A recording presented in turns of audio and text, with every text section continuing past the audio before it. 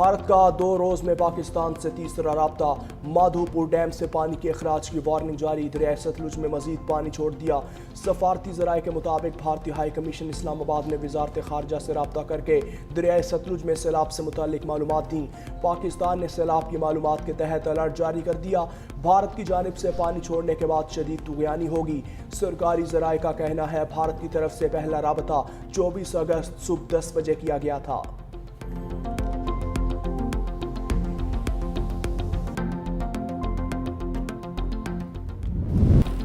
چناب، راوی اور ستلج میں آئندہ 48 گھنٹوں میں انتہائی اونچے درجے کے سیلاب کا خدشہ۔ گندا سنگھ والا کے مقام پر پانی کا بہاؤ 1,95,000 کیوسک ہے۔ حید سلیمان کی کے مقام پر درمیانے درجے کا سیلاب ہے۔ دریائے راوی جسٹر کے مقام پر پانی کا بہاؤ 90,000 کیوسک درمیانے درجے کا سیلاب ہے۔ لاہور میں پرانا راوی پل پر نوجوان دریائے راوی میں ڈوب گیا۔ دریائے راوی کے کنارے کھیتوں میں کام کرتے 56 افراد کو ریسکیو کر لیا گیا۔ پنڈی بھٹیاں کے مقام پر دریائے چناب میں پانی کی سطح میں مسلسل اضافہ جاری۔ زمینی کٹاؤ کی وجہ سے 200 سے زائد گھر دریا برد ہو گئے۔ دریائے چناب میں پانی میں اضافے کے بعد تحصیل پھالیا کے 22 دیہات متاثر ہونے کا خطرہ، شہریوں کو محفوظ مقامات پر منتقل ہونے کی ہدایت۔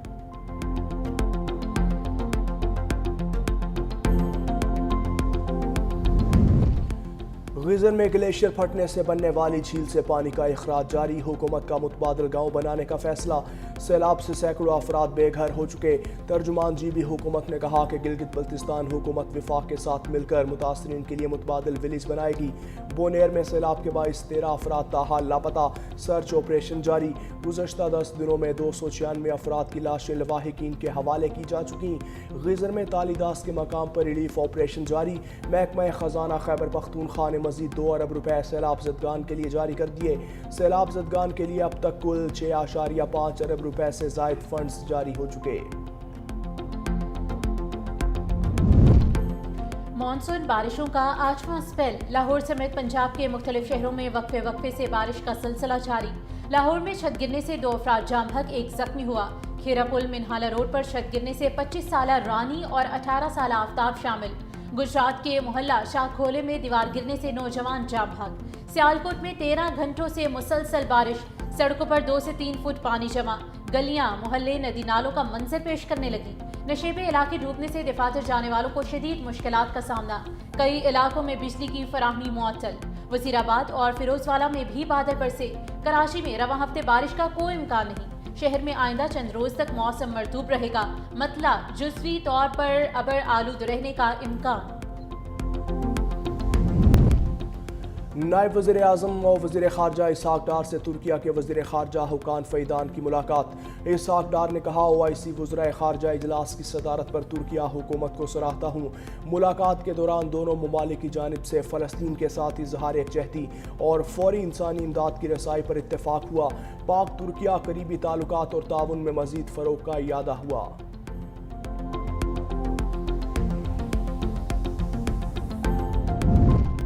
یوٹیلیٹی سٹورز کارپوریشن ملازمین کے لیے خصوصی پیکج کی منظوری آج متوقع۔ وزیر خزانہ محمد اورنگزیب نے اقتصادی رابطہ کمیٹی کا اجلاس طلب کر لیا۔ وزارت صنعت نے یوٹیلیٹی سٹورز ملازمین کے لیے 27 ارب کا پیکج مانگ رکھا ہے۔ ذرائع کے مطابق ECC میں PTV کے لیے 11 ارب کی ضمنی گرانٹ زیر غور آئے گی۔ گرانٹ ٹیرف ایڈجسٹمنٹ اور نیٹ میٹرنگ اخراجات پورے کرنے کے لیے ہوگی۔ موجودہ براؤن فیلڈ ریفائنریز کی اپ گریڈیشن کا معاملہ بھی زیر غور آئے گا۔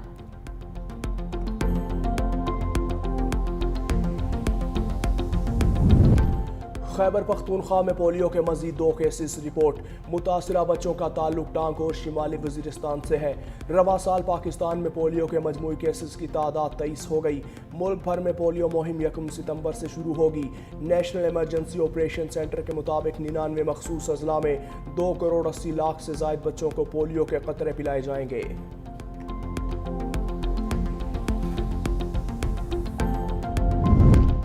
کپتان کے کھلاڑیوں میں اختلافات، سلیکشن پر پھوٹ پڑ گئی۔ سیکرٹری جنرل PTI سلمان اکرم راجہ کا پارٹی عہدہ چھوڑنے کا فیصلہ۔ ایکس پر لکھا کہ آج ایک ایسا واقعہ ہوا جو مجھ سے 2 ٹوک فیصلے کا تقاضا کرتا ہے۔ بانی PTI کو عہدے سے الگ ہونے کا پیغام علی بخاری کے ذریعے پہنچایا۔ بانی PTI نے میری گزارش تسلیم نہیں کی۔ آج بانی PTI سے عہدے سے علیحدگی کی گزارش کروں گا۔ پارٹی کے لیے وکالتی خدمات بلا معاوضہ جاری رکھوں گا۔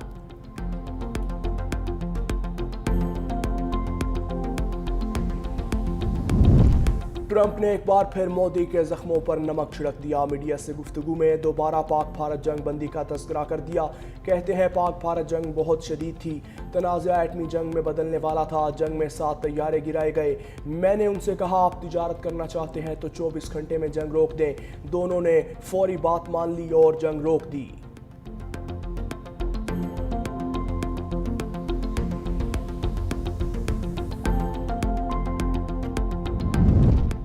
موٹر وے پر سفر بھی مہنگا. لاہور اسلام آباد موٹر وے پر ٹول ٹیکس میں 10% اضافے کا اعلان. کار، جیپ اور ٹیکسی کے لیے ٹول ٹیکس 1330 روپے مقرر. ویگن سے ٹول ٹیکس 2240 روپے وصول کیا جائے گا. بس سے 3130 روپے لیے جائیں گے. نئے نرخ نامے کا نفاذ کر دیا گیا. نوٹیفیکیشن جاری.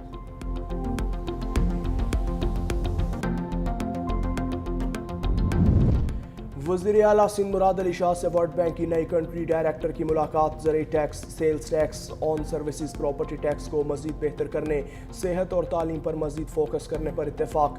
وزیر اعلیٰ سندھ کی مڈل اور پرائمری سکولز میں انرولمنٹ بڑھانے کے اقدامات اور پبلک ریسورسز فار انکلیوز اور ڈیولپمنٹ پر بات چیت.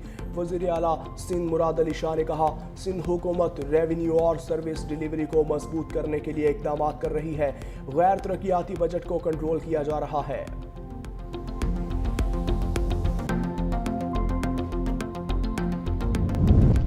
مذہبی اسکالر انجینئر محمد علی مرزا کو حراست میں لے لیا گیا. ڈپٹی کمشنر سید میسم عباس کے احکامات پر 3 MPO کے تحت حراست میں لیا گیا. محمد علی مرزا کی اکیڈمی کو بھی سیل کر دیا گیا ہے.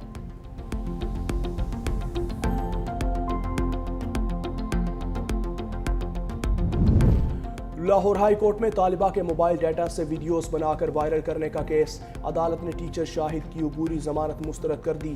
FIA سائبر کرائم کے اہلکاروں نے ٹیچر کو حراست میں لے لیا.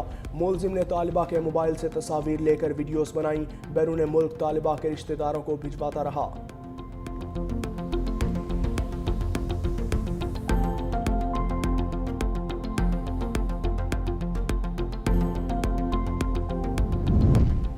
ملیر جیل سے 225 قیدیوں کی فرار کے واقعے کی تحقیقاتی رپورٹ جاری. سابق سپرنٹنڈنٹ ارشد شاہ کو غفلت کا مرتکب قرار دیا گیا. اسسٹنٹ سپرنٹنڈنٹ عبداللہ خاصقیلی اور ڈپٹی سپرنٹنڈنٹ ذوالفقار پیرزادہ کو بھی ذمہ دار ٹھہرایا گیا. رپورٹ میں تینوں افسران کے خلاف FIR درج کرنے کی سفارش. IG اور DIG جیل خانہ جات کو بھی اس معاملے میں غفلت کا ذمہ دار پایا گیا. رپورٹ کے مطابق جیل توڑنے کا واقعہ صرف غفلت نہیں، نظام کی مکمل ناکامی ہے.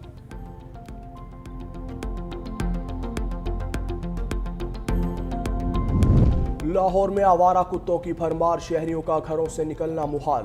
گزشتہ چند دنوں میں کتوں کے کاٹنے سے متعدد شہری زخمی ہو گئے. دیہی علاقوں کے اسپتالوں میں ویکسین کی کمی کی وجہ سے شہریوں کو مشکلات. دوسری جانب کراچی میں سال کے پہلے 8 ماہ میں کتوں کے کاٹنے کے 22,000 سے زائد کیسز رپورٹ. صورتحال تشویشناک ہونے پر شہری خوفزدہ، لیکن متعلقہ ادارے تاحال خاموش. طبی ماہرین نے بھی صورتحال کو انتہائی سنگین قرار دے دیا.